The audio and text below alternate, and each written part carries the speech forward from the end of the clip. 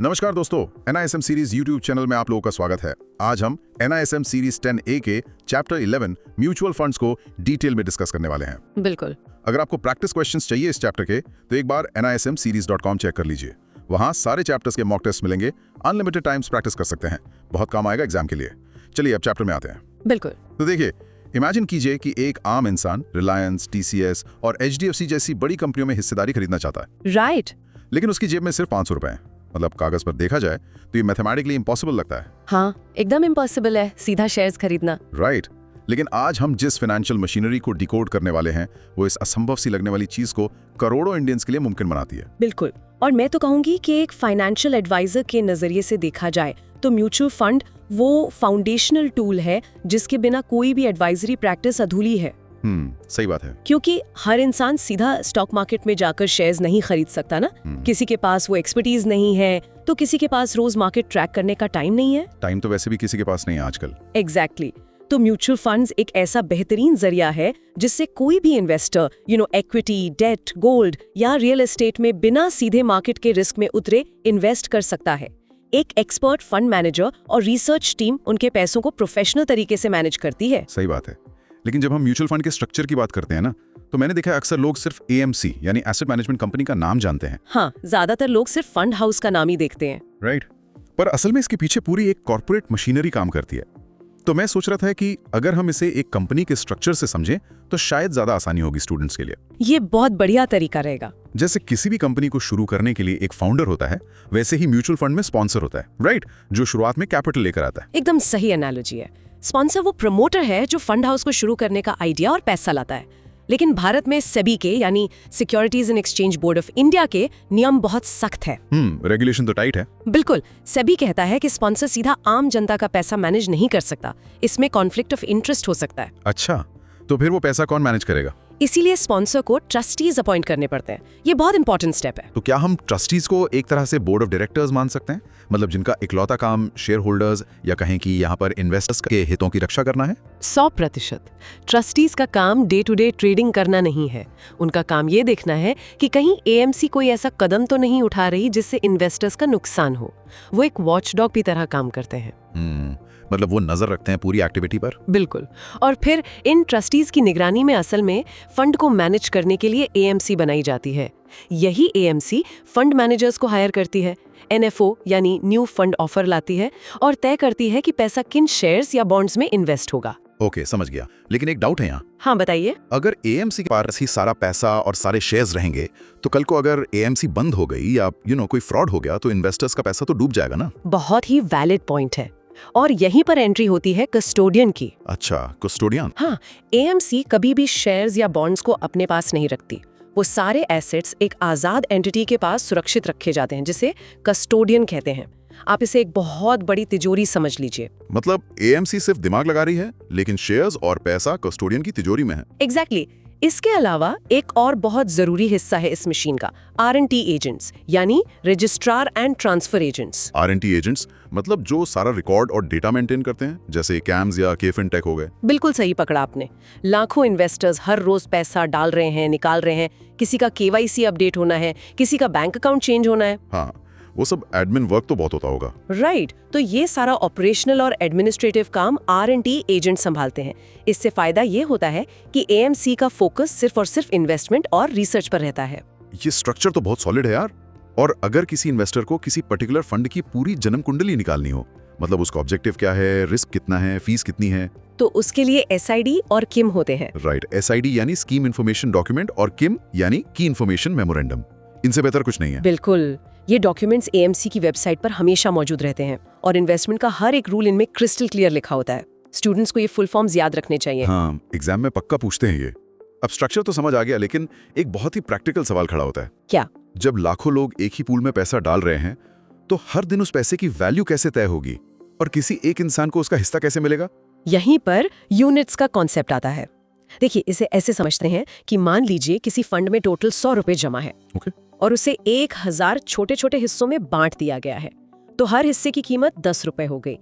इसी एक हिस्से को यूनिट कहते हैं। मतलब अगर कोई इन्वेस्टर 5000 रुपए लगाता है, तो उसे 500 यूनिट्स मिल जाएंगे। एकदम सही कैलकुलेशन है। लेकिन ये जो 1 यूनिट की 10 रुपए वाली कीमत है ना, जिसे हम NAV या नेट एसेट वैल्यू कहते हैं, ये हर दिन बदलती कैसे है? इसका मैकेनिज्म समझना बहुत जरूरी है। हाँ, ये NAV कैलकुलेट कैसे होती है डेली बेसिस पे? NAV का कैलकुलेशन बहुत ही लॉजिकल है। इसके लिए हमें मार्क टू मार्केट का सिद्धांत समझना होगा। मार्क टू मार्केट मतलब डेली मार्केट प्राइस के हिसाब से? राइट। फंड मैनेजर ने जो भी शेयर्स या बॉन्ड्स खरीदे हैं, हर दिन शाम को जब स्टॉक मार्केट बंद होता है तो उन सभी एसेट्स की करंट मार्केट प्राइस निकाली जाती है। इसे टोटल एसेट्स कहते हैं। लेकिन फंड को चलाने के कुछ खर्चे भी होते हैं, जैसे फंड मैनेजर की फीस, R&D एजेंट का चार्ज, मार्केटिंग का खर्च। इन सभी खर्चों को टोटल एसेट्स में से माइनस कर दिया जाता है। अच्छा, तो मतलब जो बचा वो शुद्ध वैल्यू है, जिसे नेट एसेट्स कहेंगे। बिल्कुल। अब इस नेट एसेट्स को टोटल आउटस्टैंडिंग यूनिट से, यानी मार्केट में जितने भी यूनिट्स इन्वेस्टर्स के पास हैं, उनसे डिवाइड कर दिया जाता है। और जो नंबर निकल कर आता है वही उस दिन की NAV होती है। एग्जैक्टली। आसान भाषा में कहें तो अगर फंड के पोर्टफोलियो में रखे शेयर्स की कीमत आज बढ़ी है तो शाम को NAV भी बढ़ी हुई दिखेगी। और अगर शेयर्स गिरे हैं तो NAV भी गिर जाएगी। सीधी सी बात है। एकदम सीधी सी बात। ये तो क्लियर है, लेकिन मैंने देखा है कि NAV के साथ एक बहुत बड़ा पेंच जुड़ा है, कट ऑफ टाइमिंग का। ओहो, ये तो बहुत क्रिटिकल पॉइंट है। राइट। अक्सर लोग सोचते हैं कि जब मर्जी पैसा डाल दो करंट NAV मिल जाएगी, पर सेबी ने इसके लिए सख्त नियम क्यों बनाए हैं? क्या इसके पीछे कोई आर्बिट्राज का रिस्क है? बहुत ही गहरा सवाल है ये। सोचिए, अगर कट ऑफ टाइमिंग नहीं होती तो क्या होता? मार्केट दोपहर 3:30 बजे बंद होता है। हाँ। मान लीजिए किसी चतुर ट्रेडर ने देखा कि आज तो मार्केट 2% ऊपर गया है। वो शाम को 4 बजे पैसा इन्वेस्ट करता और कहता कि मुझे कल वाली पुरानी यानी सस्ती NAV पे यूनिट्स दे दो। अरे बाप रे, फिर अगले दिन जब नई NAV 2% बढ़कर आती तो वो बिना कोई रिस्क लिए सीधा 2% का प्रॉफिट कमा लेता। बिल्कुल। ये तो बाकी इन्वेस्टर्स के साथ धोखा हो जाता ना। ओह, तो इस अनफेयर एडवांटेज को रोकने के लिए ही कट ऑफ टाइम बनाया गया है। एकदम सही। सेबी ने कट ऑफ टाइम फिक्स किया हुआ है, जैसे इक्विटी फंड के लिए आमतौर पर दोपहर 3 बजे। ओके। नियम यह है कि अगर किसी का पैसा कट ऑफ टाइम से पहले AMC के बैंक अकाउंट में पहुंच जाता है तो उसे उसी दिन की NAV मिलेगी, मतलब मार्केट बंद होने के बाद जो कैलकुलेट होगी। और अगर पैसा 3 बजे के बाद पहुंचा तो अगले वर्किंग डे की NAV मिलेगी। इससे पूरी ट्रांसपेरेंसी और फेयरनेस बनी रहती है। वैसे दोस्तों, थियोरी तो ठीक है, लेकिन असली चीज है प्रैक्टिस। NISMseries.com पे जाके इस चैप्टर के क्वेश्चन जरूर सॉल्व करना, क्योंकि एग्जाम में तो यही पूछेगा ना। अनलिमिटेड मॉक टेस्ट हैं, जितना मर्जी उतना प्रैक्टिस करो। ठीक है, चलो अब क्वेश्चंस देखते हैं। अब NAV और कैलकुलेशंस के बाद जो सबसे बड़ा कंफ्यूजन मैंने स्टूडेंट्स में देखा है वो है म्यूचुअल फंड स्कीम्स की वैरायटी। हाँ, लिस्ट तो बहुत लंबी है स्कीम्स की। बिल्कुल। कई बार लोग ओपन एंडेड, क्लोज्ड एंडेड और ETF के बीच का फर्क नहीं समझ पाते। मतलब अगर NAV रोज कैलकुलेट हो ही रही है तो फिर इतने सारे स्ट्रक्चर बनाने की क्या जरूरत थी? सिर्फ एक ही टाइप का फंड क्यों नहीं रखा जा सकता? क्योंकि हर इन्वेस्टर की लिक्विडिटी की जरूरत अलग होती है। समझिए इस बात को। ओपन एंडेड स्कीम्स वो हैं जो सदाबहार होती हैं। सदाबहार मतलब एवरग्रीन? हाँ, इनमें कोई भी इंसान कभी भी किसी भी दिन पैसा डाल सकता है और कभी भी पैसा निकाल सकता है। ये पूरी तरह से लिक्विड होती हैं और आप सीधा AMC के साथ करंट NAV पर लेन देन करते हैं। अच्छा, तो इसका मतलब क्लोज एंडेड स्कीम्स में ये आजादी नहीं मिलती? बिल्कुल नहीं। क्लोज एंडेड स्कीम्स में एक फिक्स्ड मैच्योरिटी पीरियड होता है, मान लीजिए 3 साल या 5 साल। ओके। इसमें कोई भी इन्वेस्टर सिर्फ शुरुआत में यानी NFO के टाइम पर ही पैसा लगा सकता है। एक बार NFO बंद हो गया तो फंड का दरवाजा बंद। बाप रे, अब पैसा सीधा मैच्योरिटी पर ही मिलेगा? हाँ, सीधा मैच्योरिटी पर। लेकिन मान लीजिए किसी इंसान ने 5 साल के क्लोज एंडेड फंड में पैसा लगा दिया और 2 साल बाद उसे कोई मेडिकल इमरजेंसी आ गई, तब तो वो फंस जाएगा यार। नहीं, इसीलिए सेबी का नियम है कि हर क्लोज एंडेड फंड को स्टॉक एक्सचेंज पर लिस्ट करवाना जरूरी है। अच्छा। अगर किसी को बीच में पैसे की सख्त जरूरत है तो वो अपने यूनिट सीधा AMC को वापस नहीं कर सकता, लेकिन वो स्टॉक एक्सचेंज पर किसी दूसरे इन्वेस्टर को अपने यूनिट्स बेच सकता है। ये तो बहुत बढ़िया सेफ्टी नेट है। अच्छा, तो फिर ETF क्या है? मतलब एक्सचेंज ट्रेडेड फंड। अगर क्लोज्ड एंडेड भी एक्सचेंज पर ट्रेड हो रहा है तो ETF उससे कैसे अलग है? ETF एक बहुत ही स्मार्ट इनोवेशन है। मैं इसे ओपन एंडेड और शेयर मार्केट ट्रेडिंग का एक हाइब्रिड मानती हूँ। हाइब्रिड? वो कैसे? ETF हमेशा किसी इंडेक्स की कॉपी करता है, जैसे निफ्टी 50 हो गया या गोल्ड हो गया। ETF की सबसे बड़ी खासियत यह है कि इसकी कीमत दिन भर स्टॉक एक्सचेंज पर शेयर्स की तरह सेकंड दर सेकंड बदलती रहती है। ओह, मतलब शाम वाली NAV का इंतजार नहीं करना? बिल्कुल नहीं। कोई भी व्यक्ति जिसके पास डीमैट अकाउंट है वो मार्केट आवर्स में कभी भी इसे खरीद या बेच सकता है। उसे शाम की NAV का इंतजार नहीं करना पड़ता। ये बहुत ही शानदार तरीके से क्लियर हुआ। अब अगर हम स्कीम्स के अंदर एसेट क्लासेस की बात करें तो इक्विटी फंड्स में सेबी ने मार्केट कैपिटलाइजेशन के हिसाब से बहुत स्ट्रिक्ट बाउंड्रीज बनाई है, राइट?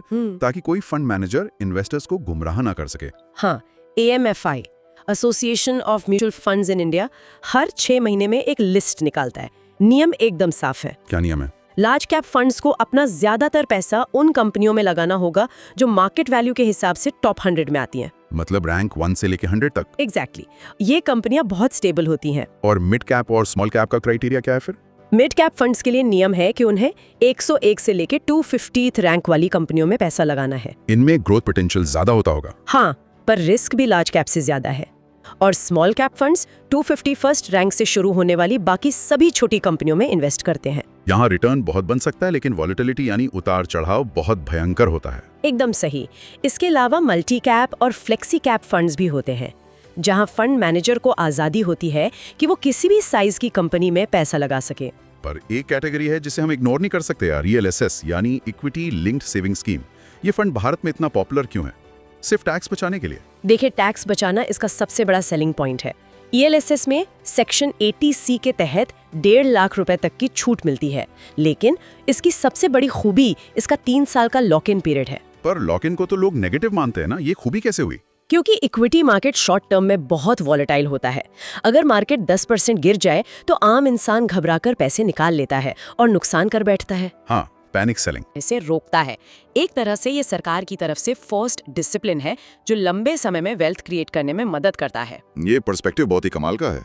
अब इक्विटी से थोड़ा हटकर डेट फंड्स की बात करते हैं, जो स्टूडेंट्स और फाइनेंशियल एडवाइजर्स के लिए सबसे ज्यादा टेक्निकल और ट्रिकी हिस्सा होता है। हाँ, डेट फंड्स में लोग बहुत अटकते हैं। डेट फंड्स तो कॉर्पोरेट बॉन्ड्स या सरकारी सिक्योरिटीज में पैसा लगाते हैं ना, यहाँ तो फिक्स्ड इंटरेस्ट मिलता है, फिर इसमें NAV ऊपर नीचे क्यों होती है? ये इस पूरे चैप्टर का सबसे जरूरी कॉन्सेप्ट है, इंटरेस्ट रेट और बॉन्ड प्राइस का इनवर्स रिलेशनशिप।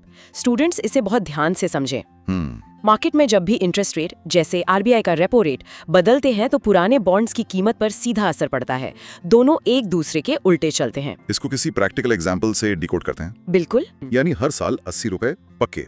अब मान लीजिए अचानक मार्केट में इंटरेस्ट रेट गिर जाते हैं। हाँ। अब क्या होगा? अब इमेजिन कीजिए इंटरेस्ट रेट्स गिरकर 6% हो गए। सरकार जो नए बॉन्ड्स इशू कर रही है वो 1000 रुपए पर सिर्फ 6% यानी 60 रुपए दे रहे हैं। लेकिन फंड मैनेजर की तिजोरी में जो पुराना बॉन्ड रखा है वो तो अभी भी हर साल 80 रुपए दे रहा है। अरे हाँ। अब मार्केट में उस पुराने 80 रुपए देने वाले बॉन्ड की जबरदस्त डिमांड आ जाएगी।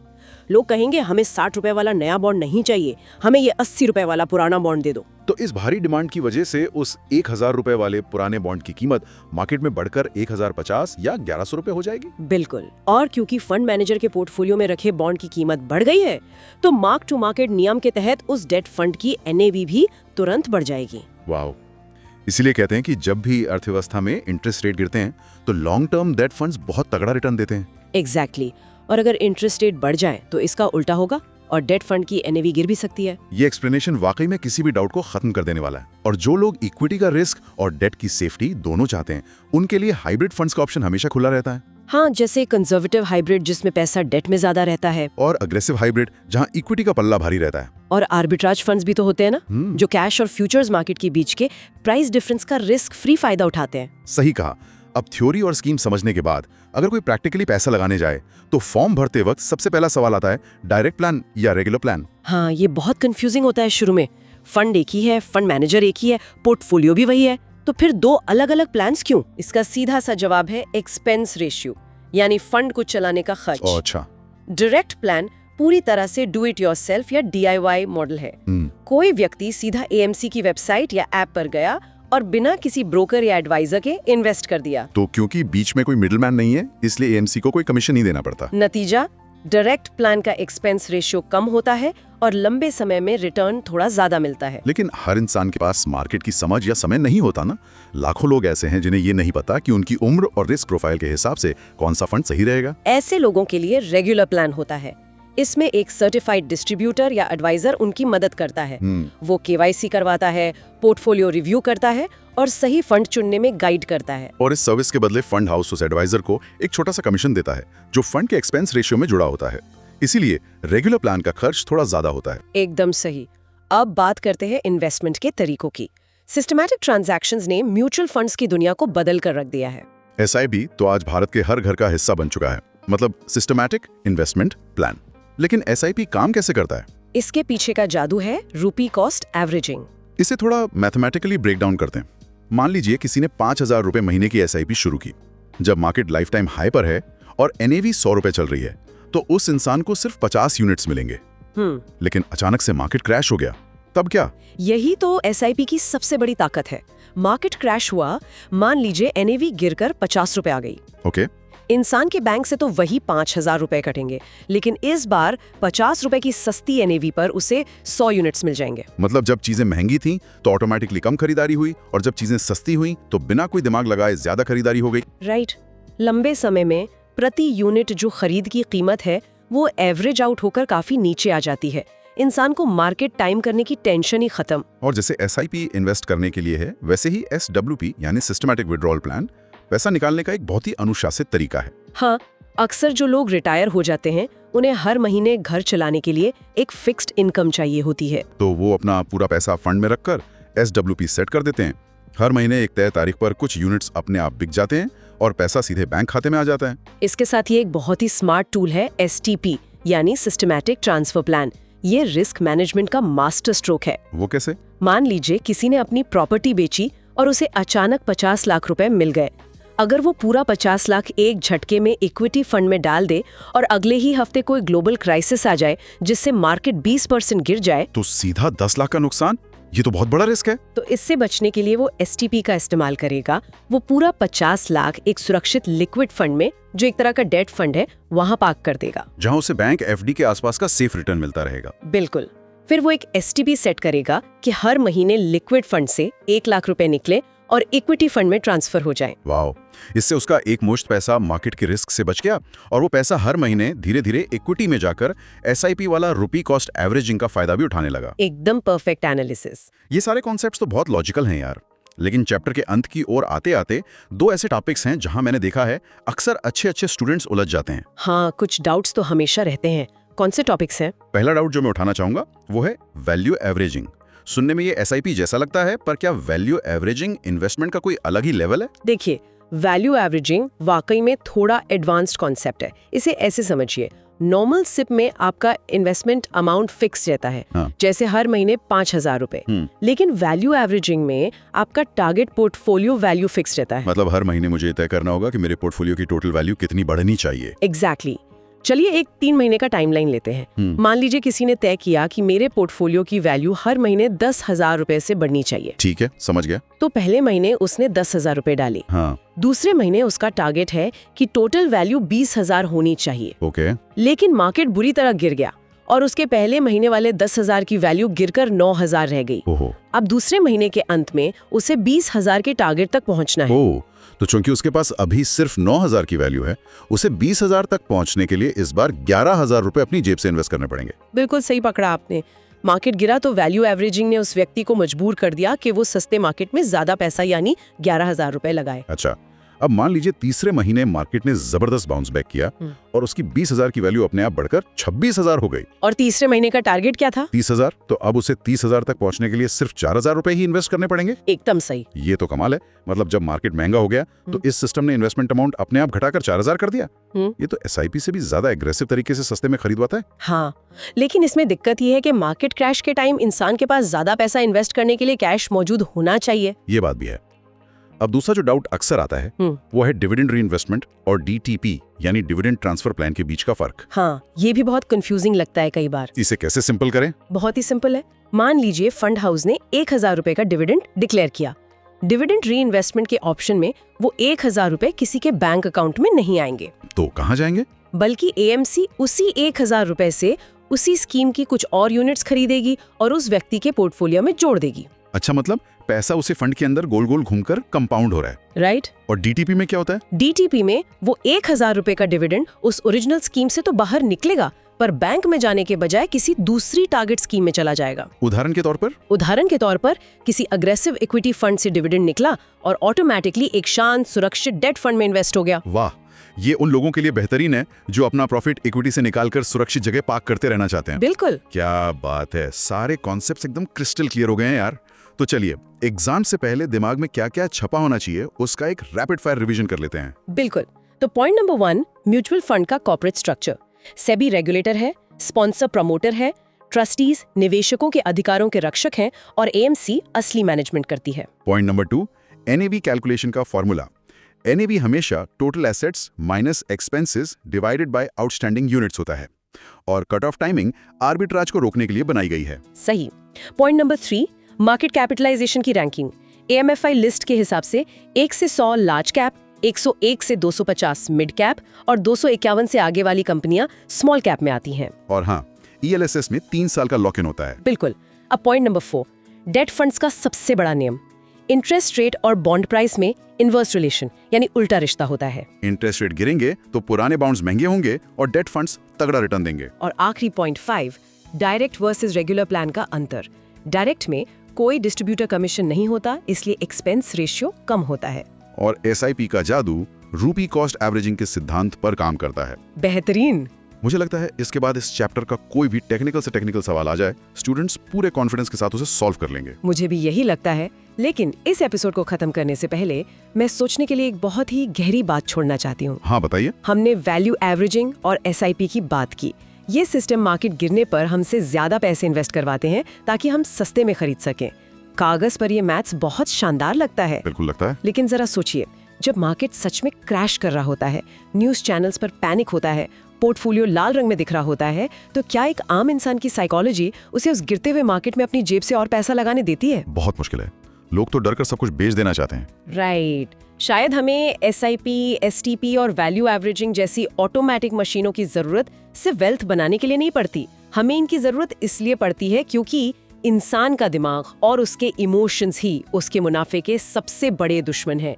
ये मशीनें हमें हमारी ही घबराहट से बचाती हैं। इस साइकोलॉजिकल पहलू पर विचार जरूर कीजिएगा। तो बस दोस्तों, चैप्टर खत्म। Thank you for watching. मुझे लगता है अच्छे से समझ आ गया होगा। अब करना क्या है, जाओ NISMseries.com पे, वहां सारे चैप्टर्स के प्रैक्टिस टेस्ट हैं। इंडिया का सबसे ट्रस्टेड प्लेटफॉर्म है NISM प्रिपरेशन के लिए। जितना प्रैक्टिस करोगे उतना कॉन्फिडेंस बढ़ेगा। और हाँ, कोई डाउट हो इस चैप्टर में तो नीचे कमेंट में लिख देना। बाकी all the best for your exam.